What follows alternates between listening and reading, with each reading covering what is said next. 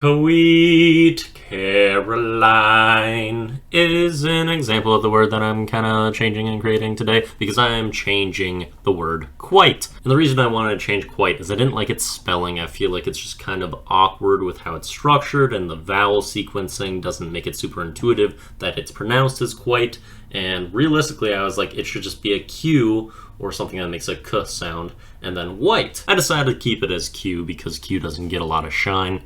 And I wanted to have it just be Q and then white, but I figured it would be a lot more fun to just fill in the word white with just the whitest thing that you can think of, or something that's just associated with white or being white and is just absolutely white anytime you want to say it. So quite could be like quacky, or it could be quacross. And basically you're just taking something that's super white and is basically synonymous with that, and you can toss that in after the Q sound, which is why we had Sweet Caroline, because that song is about as white as it gets. So this is probably the most variable Wiplish word that I've ever come up with, and I think that it gives a lot of opportunity for doing fun things with it and making it your own. I would love to hear some great examples of what your version of quite can be. So if you have some good ones, feel free to give some examples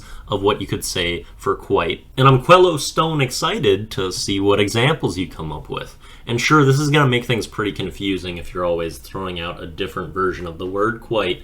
And maybe some people won't agree with your assessment, but I think it's a fun thing to do. And if you're just kind of confused but you hear the Q or quit sound at the start, that should be a good sign to kind of show you what we're looking at here. So please comment some examples. I'd love to hear them. Let's move on to our song and video of the day. Song of the day is White and Nerdy by, I think I might have to call him Q-Whitest Al Yankovic at this point. His normal name is a word I've changed, but I'm only allowed to say that if it's a negative thing connotating that, but I wouldn't say that Q-Whitest Al would consider his version bad, so I feel like we have to call him Q-Whitest Al instead of his original name. But he makes like song parodies. He's been doing it for forever, and this is a really great one. It's one of my favorite ones growing up. And of course, it's flying through a bunch of examples of things that are just super white and nerdy, and I absolutely love this. And I should probably be taking notes from Q-Whitest Al to help me make my Wiplish wrap-ups better. And the May version should be out in a couple days here,